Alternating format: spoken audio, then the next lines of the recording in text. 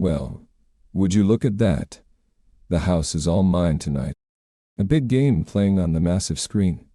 2 cold beers, with more chilling in the mini fridge by my favorite chair. And then the phone rings. Fingers crossed. It's not one of those annoying sales or robocalls. It's about 8 p.m. on a Wednesday. Tracy, my wife, usually works late on Wednesdays, and I always plan a chill evening for myself.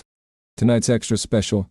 Got a meatball pizza from Papa John's, snagged a couple of beers, turned on the Cubs game, and kicked back with my favorite drink.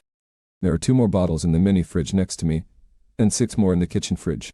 Looks like it's shaping up to be a great night.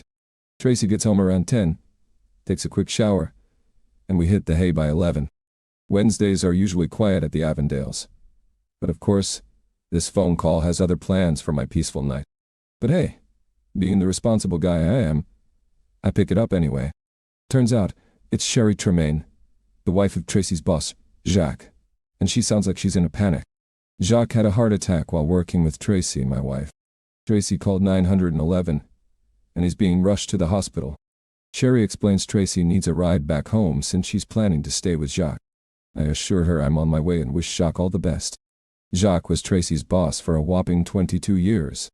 She started working at a software company right after college, and now she's practically his right-hand woman, his work wife. I met Tracy when she started working for Jacques, and over the years, our families often hung out together. Jacques seemed like a great guy. Tracy always said he was an incredible boss. He's a French citizen, a decade older than both Tracy and me at 55. Good-looking, works out, and has a decent body for his age. He's a dynamic personality, the life of the party. People are just naturally drawn to him, men and women alike. You know, I believe God's got a plan for all of us, no matter how careful we are with ourselves. But, I gotta admit, Jacques having a heart attack caught me off guard. I parked my car in the visitor's lot by the emergency room, walked in, and asked about Jacques. Inquired with the nurse at the counter, mentioning I'm the husband of the woman who came in with him, looking for her too. While saying this, I noticed a couple of EMTs to my right. One gently patted the other's forearm and whispered loud enough for me to catch. "Cook is here. I wonder what's going to happen." Now, I had no clue what a cook was and frankly didn't care. My focus was on finding Tracy. 5 minutes later, Tracy and Sherry emerged from the room, tears streaming down their faces. They spotted me, walked over, and we shared a group hug. "He's gone, Rick," Tracy wailed, barely audible as we embraced. "He passed away a few minutes ago. Massive heart attack," the doctor said. Stunned, we stood in the hallway, all 3 of us hugging, both women sobbing loudly. Sherry, also a French citizen, had been married to Jacques for 35 years. They tied the knot at 20 and moved to this country when Jacques snagged a job with an American software company during the computer age boom. Their daughter, Amy, a bit older than my daughter Allison, who's 18, and those 2 girls are so alike they could be sisters. Jacques truly cherished Amy. I couldn't help but think, this is going to be tough for her. Just then, one of the MTs approached me, asking if I was Tracy's husband. Confirming, he handed me Tracy's purse, mentioning she left it in the ambulance. Separating from the weeping women, I took the purse in my left hand, thanked him, and shook his right hand with mine. As I began securing the dangling strap around the purse, something caught my eye, a bra tucked into the middle compartment. It made no sense to me, so I took another look and sure enough there was a bra in the purse. Things got so chaotic when the women left the room in tears that I never really got a good look at Tracy. I did notice, though, that she wasn't wearing a bra. That's strange, I thought to myself. I can't quite recall how long we stayed at the hospital with Sherry before she decided it was time to go. Amy was due back from university in the morning, and Sherry felt she needed some rest. After dropping Sherry off at her house, I drove Tracy and me home, thinking I could assist both ladies in retrieving their cars the next day. Sherry's from the emergency room lot, and Tracy's from the work lot. Tracy didn't utter a word as we walked through the door. She went straight to the master bathroom and stepped into the shower. About 20 minutes later, she joined me in the living room, her eyes red and puffy from crying. She sat on the couch, and I abandoned my chair to be by her side, pulling her into a tight hug. Her breathing was uneven, and I could feel her body shaking with sobs. I wanted to ask her about the missing bra, especially considering she was supposed to be working with Jacques. But I couldn't muster the courage at that moment. Instead, I held her quietly for another 20 minutes until she mentioned she was tired and going to bed. It was midnight, so I decided to turn in with her. The next morning, after a shower and shave, I suggested taking Tracy to the office to retrieve her car. Suddenly, she seemed taken aback, stammering before regaining composure. Rather than heading to the office, she asked me to take her to Sherry's, and they planned to take a taxi to the office to collect some of Jacques' belongings. Tracy would then accompany Sherry to the hospital to handle paperwork and gather Jacques' personal items. My offer to assist was promptly declined, and oddly, it suited my agenda quite well. I needed to track down the EMTs from the previous night and get some answers. After dropping Tracy off at Sherry's and getting a brief update on how she was holding up, I hopped back in the car and drove straight to the hospital. It didn't take me long to get the names of the emergency doctors who brought Jacques in, and they directed me to where I could find them. On the fire escape, as directed, I located my targets, and they remembered me from the night before. I locked eyes with the person who handed me Tracy's purse. His name tag read Rob. I asked him outright where things started to go wrong. "What do you mean?" he asked, suddenly eyeing me suspiciously. "My wife and Jacques were supposed to be working, but you didn't take them to Southall, did you? Is that why you called me Cook?" "Oh no. Relax, buddy. I didn't mean anything personal," he said, raising his voice. "We've just dealt with cases where the folks checking into a room aren't really a married couple. And when things go south, we end up being the bad guys. Don't shoot the messenger." "Calm down, Rob. I'm not trying to point fingers at you. I just want to know the truth," I assured him. I had to look up the meaning of cook, and I didn't like what I found. But I don't think that's your issue. It becomes my problem if you tell me they were picked up somewhere other than Southall. "We picked them up at the Westseat Hotel," Rob responded. "They were at it for about 15 minutes when the guy suddenly clutched his chest and collapsed on top of your wife. She had to push him away to reach the phone and call 911. Then she gave him mouth-to-mouth resuscitation. He was barely alive when we rushed him to the emergency room. I had the truth. I didn't need more.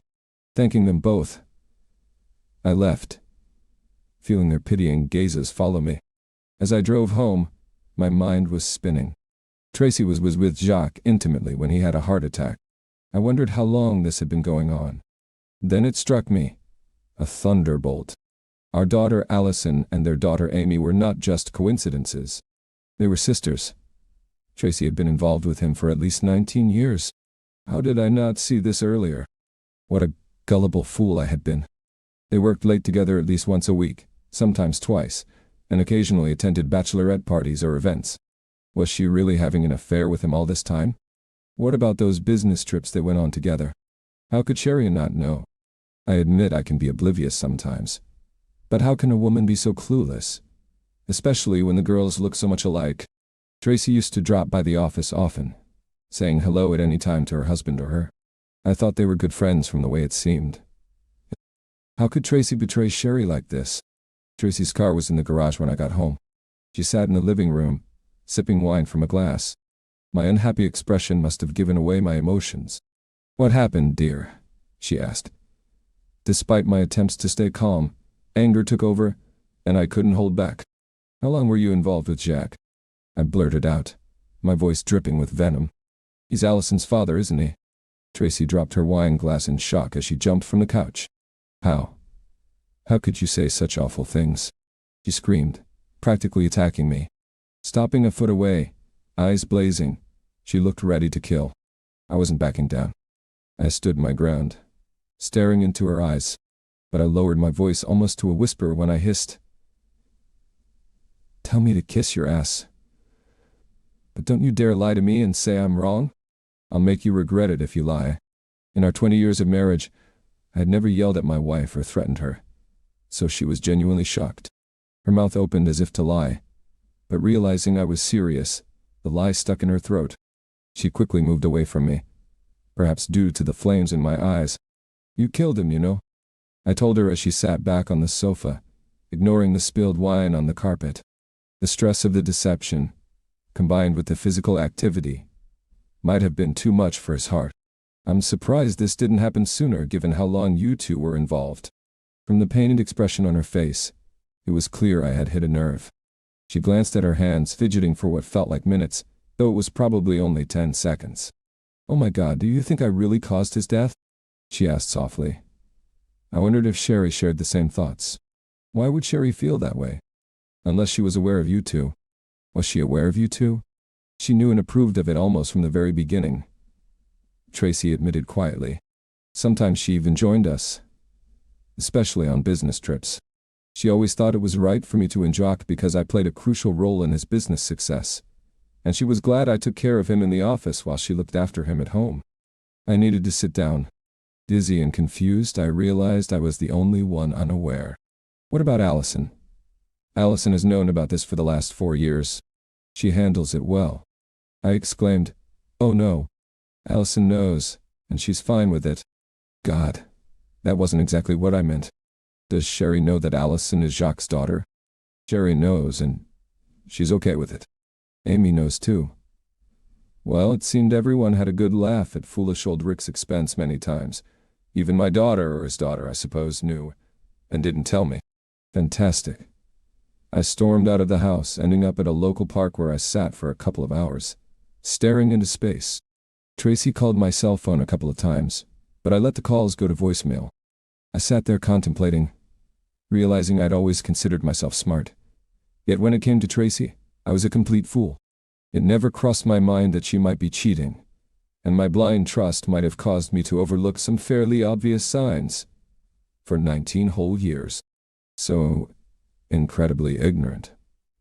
I wondered if there was anyone else aside from Jacques. Thoughts swirled in my head like a storm. When darkness fell, I left the park and headed home. Entering from the garage, I found Tracy in her usual spot with a cup of tea. She offered me a cup, but I declined, opting for something stronger from my wine cabinet. Pouring a glass of whiskey, I settled in the chair across from her. "I can't express how sorry I am for hurting you," Tracy said quietly, looking at her hands. "I need to know the whole story." "Now," I responded, a hint of irritation in my voice. "Tell me how you could do this to me, claiming you love me. Tell me, if you ever truly loved me. And don't doubt my love for you if you respected me." Tracy urgently shouted, "I always loved you. I still love you. I just also loved Jack. Some believe you can only love one person, but I know that's not true because I've loved two." "Don't spare me, continue," I asserted firmly. Tracy joined Softal when it was about a year old, and in the typical fashion of small companies, the employees forged strong emotional bonds while working long hours. It was an exhilarating period for her, and I recalled her sharing the challenges during our early dates. We were dating for about a year when she became part of the company. As the company flourished and expanded, Tracy evolved into Jacques' right-hand person. He was the charismatic face of the company, and she became the linchpin holding everything together. Excelling at numerous tasks, Tracy became Jacques' indispensable partner. Simultaneously, while things were progressing between Tracy and me outside the office, sparks were flying between Jacques and Tracy within the workplace. Tracy noted that her personal and professional lives seemed to run parallel. Although they maintained a respectable front in the office, their intimacy deepened away from prying eyes. They became more affectionate, delving into discussions ranging from everyday matters to intimate topics like sex and politics. At 24, Tracy was a stunning woman with an athletic build and long blonde hair. Jacques, 34, possessed a well-built physique, long wavy brown hair, a warm smile, and an almost old-fashioned politeness. Tracy reminisced about how the first time they made love on the leather couch in his office felt almost natural at the end of a long day. She never felt guilty about being with both me and Jacques, even when we got married a year later. It wasn't mere lust. It was a profound love affair, similar yet distinct from the one she and I shared. Despite wanting it to continue, she knew she could never reveal it to me due to my strong aversion to infidelity. Although I remained unaware of the affair, Jacques informed Sherry about 2 months later. Realizing their romance was enduring, he chose to be completely honest with his wife, who had recently given birth to their first child. Jacques told Sherry that she and Amy would always hold a significant place in his heart, but he also wanted to reserve a piece of his heart for Tracy. So, Sherry invited Tracy for a weekend with Jacques and her. I recall Tracy's weekend getaway, supposedly due to her mother's illness. After that, Sherry gave her approval to the affair. When Tracy became pregnant, Sherry embraced her with compassion. She also dictated how the story would unfold if the baby turned out to be Jacques. The blood types matching. Both Jacques and I had a plus blood. Solved the straightforward part. Since I rarely spent time alone with both girls together, if someone noticed their similarities, Sherry or Tracy often made clever remarks. They knew if I thought about it, I might grow suspicious. Sherry viewed Tracy like a little sister, and took pride in Jacques' second family. Tracy revealed. I sat stunned as Tracy recounted her actions, showing no remorse, just narrating the events. Tracy paused, expecting a response. All I could muster was a question about whether she and Jacques took a break when we first got married, and were intimate almost every day. Confused, she looked away before answering, "No. Dope. Those were exciting times, having two handsome men loving and desiring me constantly," she explained. When Jacques and I were intimate, I made an effort to freshen up, just in case. Yes, sometimes you followed Jacques, but I kept it minimal. I never allowed you to touch me intimately after being with him. Quite considerate, I mumbled. Ironically, after all these years, I never really compared you two sexually, she continued. Both of you were good lovers, caring, and about the same height. It wasn't that one was better than the other. It was just different because of who each of you was. I must confess, there was some solace in knowing it wasn't just a fling with a random stranger. However, her admission that she loved him as much as me cut deep. I was brought up believing in one partner, one soulmate. While I received most of her affection, I was sharing a part of her with someone else. Tracy gently placed her tea down, locking eyes with me, seeking answers I couldn't provide. I stashed the bottle, left the glass in the sink, and headed upstairs, fully aware that sleep wouldn't come easy. Tracy joined me in bed after a few minutes, curling up behind me. I feigned sleep to avoid saying goodnight. Rising at my usual 5 a.m., I went through my morning routine and left for work. Tracy, still in bed, signaled her reluctance to go to Sofitel. Now she and Sherry needed to navigate the aftermath of Jacques' departure. That was their predicament. I had my own problems to address. Work had always been my refuge during life's challenges, and I hoped it would remain so. I worked for Mayoni Pharmaceuticals, serving as the vice president of sales. At 45, I belonged to a new breed in the industry, holding a chemistry background. Unlike typical salespeople, I understood product manufacturing and functionality, even contributing to the creation of one product, Coquerezol, a pill addressing excessive female libido. It was a successful venture, ensuring financial stability with a good salary and Tracy's income. Our upscale life, trendy house, 2 cars, and memorable vacations seemed secure. Well, that's what I believed, at least. The dreaded R word. It hadn't crossed my mind until now, perhaps due to the fog of discovering Tracy's infidelity. With Allison away at college, there seemed no compelling reason to stay together. Beyond the heartbreak Tracy caused, nothing held us together. I've been alongside my boss, Arnold Kramer, for 18 years, following 5 years as a chemist at another pharmaceutical company. I met Arnie at an industry convention, and our conversation led to him suggesting I venture into sales, eventually offering me a spot in his company. It turned out Arnie was spot on about my skills, fostering a mutually beneficial partnership. Not only are we excellent work companions, but we've also forged a genuine and lasting friendship. Arnie and his wife, Lauren, have been married for nearly 30 years, with 2 grown children and a remarkable 5 grandchildren.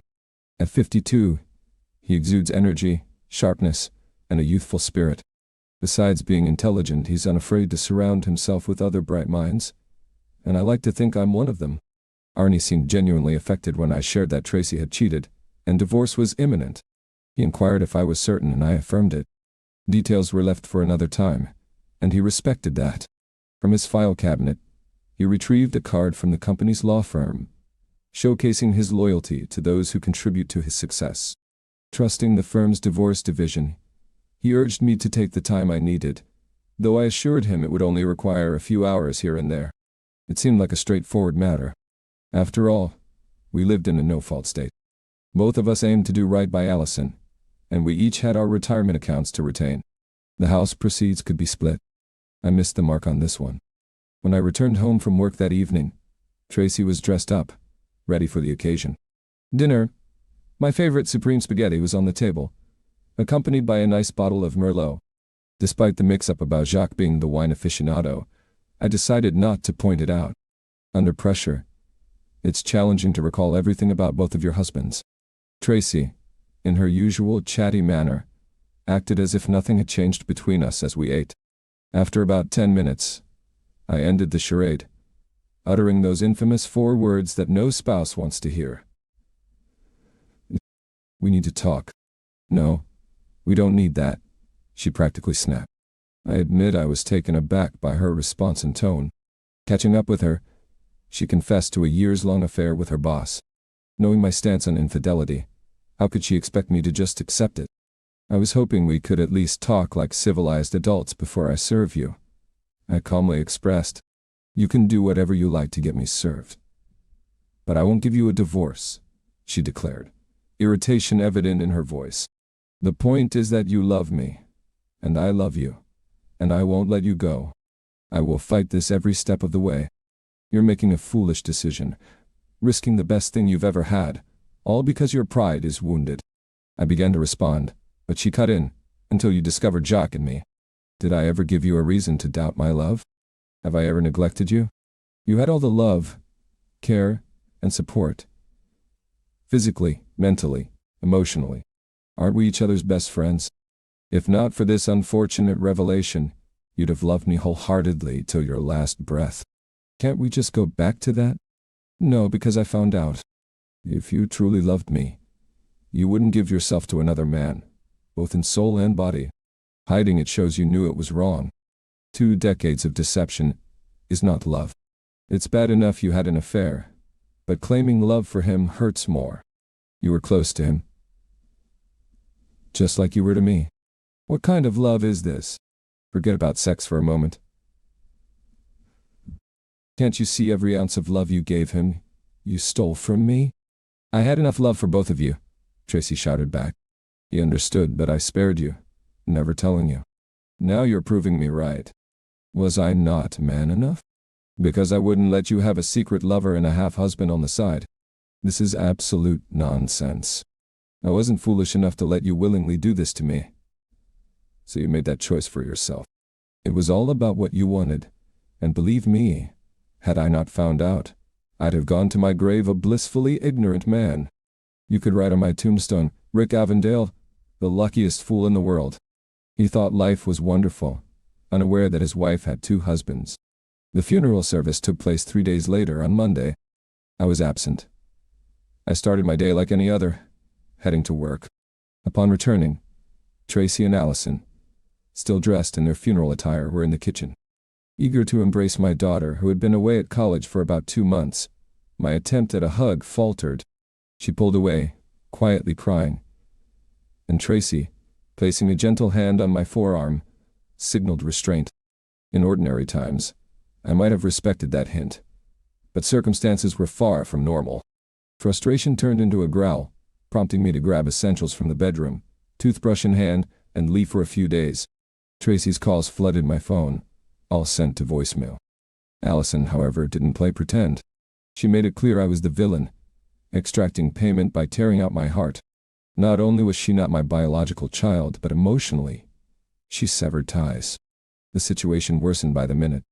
On Tuesday, with newfound freedom, I split bills at the bank, closed joint credit cards, opened a solo account, and booked a meeting with Arnie's recommended law firm for Thursday. Arriving sleep-deprived on Thursday, I met with my lawyer, the ironically named Mike Squishy. I hoped his legal prowess outshone his name. I figured there wasn't much to hash out. I laid out the details for Mike, expressing my urgency to part ways with my wife and seeking alimony from Jacques' estate. If Allison wasn't my child anymore, her real father should bear the financial responsibility. Mike saw no issue with it, but warned of potential mandatory counseling if Tracy resisted divorce. I urged him to proceed, The following Monday, Tracy received the papers at Sofitel, likely around 10:07 a.m. by 10:08 a.m. An irate Tracy called the office. I ignored her calls for a week, but I couldn't dodge her forever. Finally, I instructed Marlene, our senior secretary, to patch her through when she called. The first call ended abruptly with her cursing. The second call was no different. I pondered how long it would take for her to realize politeness was the key to talking to me. The third call took a bit longer. When I answered, she whispered, acknowledging my victory in the first round. "We need to talk," she said. "I'm thrilled," I quipped, dialing my lawyer, Mike Squishy, for an appointment. "Use the number I'll send you and set it up. You might want your lawyer too. It could speed things up." We met 2 weeks later. Until then, I stayed in a nearby motel, tending to the house occasionally. When Tracy saw me pull up, she rushed for a hug, but I pushed her away. "Must you air our problems in the driveway?" she complained. "Divorce me if I'm that awful," I replied calmly. The lawyers' meeting happened on a Friday at 3. Tracy argued first, claiming she loved me wholly, leaving just a little room for Jacques, and now that he was gone, everything would be mine. "Are you willing to toss away 20 great years?" she asked. Our love meant everything to me, I replied. "That's why we need to end this marriage. You deceived me for what you wanted, physically and emotionally. You knew. I didn't. This divorce is on your selfishness and betrayal. Sharing your love with another man is a different kind of hurt. It cuts deeper than a fleeting affair. You weren't just with him. You loved him, had a child with him. The fact that I didn't know doesn't make it right. Both of you stole from me. His timely heart attack saved him. I might have shot him otherwise." Tracy gasped at my blunt admission, and I was already in tears. "You've never said you regret cheating on me," I continued. "You're sorry you got caught, but I don't think you're sorry for what you did. Rick, you can still back out of this divorce," Tracy urged. "My part?" I retorted. "It was supposed to be just us forever." Mike signaled the end of the meeting, and Tracy's lawyer agreed. 2 weeks and some minor details later, we were officially divorced. 2 days after that, I had Mike file a lawsuit against Jacques' estate for child support and college expenses. Allison made it clear she wanted nothing to do with me after the funeral, sealing my decision. I invested 18 years of fatherly love in raising this child, only to see it crumble in the eyes of my own daughter. 4 years of Tracy filling her in on the truth. And suddenly, I became the fool. All those years of genuine love now seemed wasted. So when Mike suggested replacing lost respect with real dollars, exactly 1 million, I welcomed the idea. Mike's approach resonated with me. I expected a call from Sherry when she was served, but instead, Tracy dialed my number. Was this her way of getting back at me? "Are you suffering because of money?" she asked. I hung up without saying goodbye. Tracy must have conveyed my stance to Sherry because, after some failed negotiations, Sherry wrote me a check for $1 million. A couple of months later, Sherry sold Softal to a Japanese company for $8 million. With Jacques gone, it seemed like a smart business move. The story could have ended there, but as the old reporter Paul Harvey used to say, now for the rest of the story. 2 days after the sale, $2 million landed in my Cayman Islands account. This was my fee for aiding Nakatomi Ltd. in acquiring Softal within the agreed time frame. The anonymous lawyer and I had signed a deal. If Nakatomi secured Softal by a certain date, I'd get paid, and if not, the deal would be off. Now you might be wondering about the role I played in the Softal deal. It gets a bit tangled, and I have to confess, I wasn't entirely forthcoming in the earlier part of our tale. While most of it is true, there's a sprinkle of what could be part of an Oscar-worthy movie, directed by yours truly, a seemingly clueless guy. Allow me to clarify. I played the ignorant fool for about a month before Jacques' demise. Then, out of the blue, a lawyer from Nakatomi Ltd. approached me, seeking my help to close a deal with Jacques for Softal. Why me, aside from the fact that my wife is Jacques' right hand? I innocently inquired. We know you're smart, and we believe you'll rise to the challenge, getting rewarded for outsmarting the guy who's been cuckolding you for years, the lawyer explained. To say I was shocked would be an understatement. This guy from Japan knew about Tracy's affair. Nakatomi Ltd. was under investigation, and they did a thorough background check, uncovering everything about Jacques, Tracy, Sherry, and both daughters. They rightly assumed I'd be willing to help. The catch? Time was of the essence, with several other firms on Nakata's radar, and I had to wrap it up within 9 months. They presented me with concrete evidence of Tracy's infidelity. Photos, videos, calls, travel receipts, everything I needed to expose them. Then came the offer.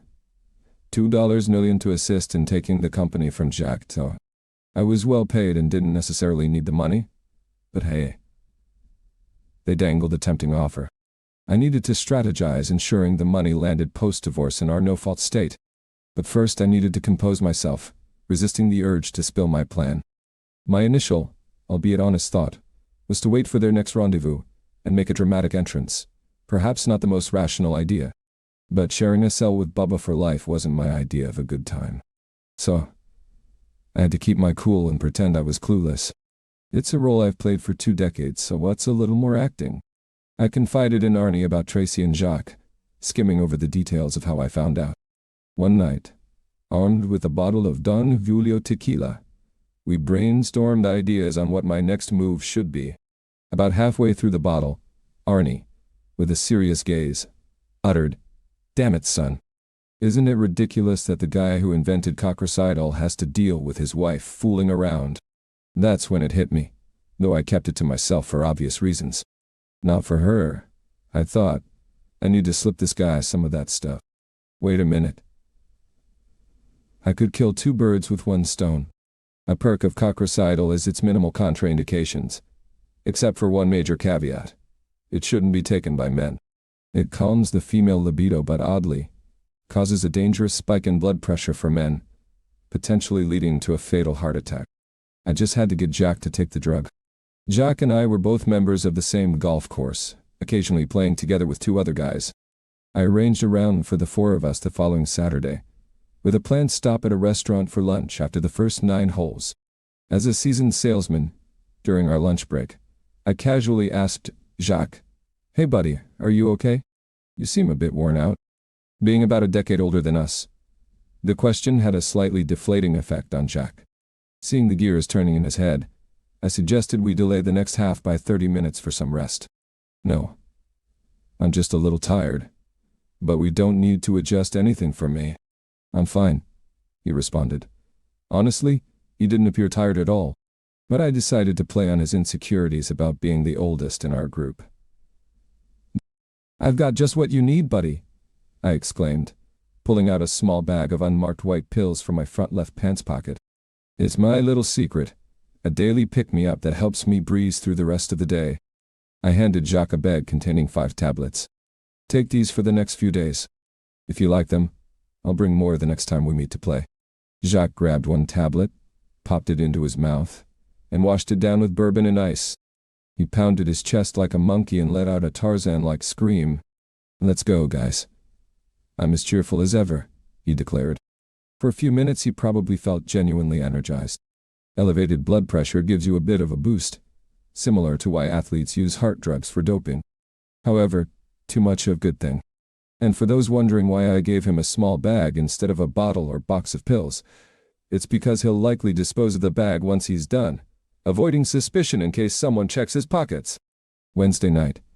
Yes, for those keeping track, these 5 tablets would last until Wednesday, a typical night for the Jacques Tracy love fest. Combine a man's already heightened blood pressure from intimate moments with a lovely woman, other than his wife, with medication that further raises it, and you have a heart attack, most likely fatal. Since it resembles a regular heart attack, and we live in a small town without a substantial homicide unit, investigations only happen if something seems suspicious. So, I continued playing my role as the newly cuckolded husband just as I did a month earlier when I discovered the affair. I must admit, I was even impressed with my acting skills. 2 days after the money landed in my account, and was promptly moved to another, I treated Arnie and his wife to a lavish dinner, ostensibly as a gesture of gratitude for being a fantastic boss and supporting me in my time of need. He didn't need to know that it was actually to set the stage for my revenge. With Jacques out of both women's lives, the connection between Tracy and Cherry significantly weakened, especially as Cherry had time to reflect on Jacques, passing practically on top of Tracy. I heard that Cherry was quite upset when Tracy couldn't persuade me to drop the child support claim against the estate. Though I doubt she realized Tracy wouldn't get any of that money since we were already divorced. Cherry terminated Tracy shortly after she paid me, and word had it that Nakatomi Ltd folks spread a rumor about an affair between Jacques and Tracy, putting an end to Tracy's career in business administration. It's probably not great for your career when your boss passes away in bed with you, or, more accurately, on top of you. Don't feel too sorry for Tracy, though. She won't be queuing up for bread anytime soon, and she'll be able to support her daughter. Yes, I said her daughter.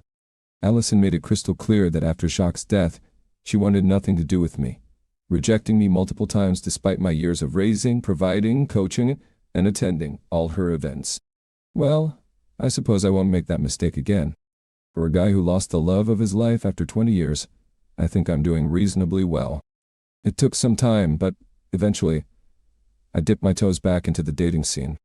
I'm just not sure if I can ever fully trust a woman again, or find someone who matches what I thought I had with Tracy. But let's not forget, I'm worth about $5 million. So I retired, and now engage in special projects for Mayoni. Perhaps one day I'll create a pill that helps clueless husbands spot a cheating wife instantly. That would truly benefit humanity. Subscribe to our channel to ensure your second half stays faithful, and stay tuned for the next story.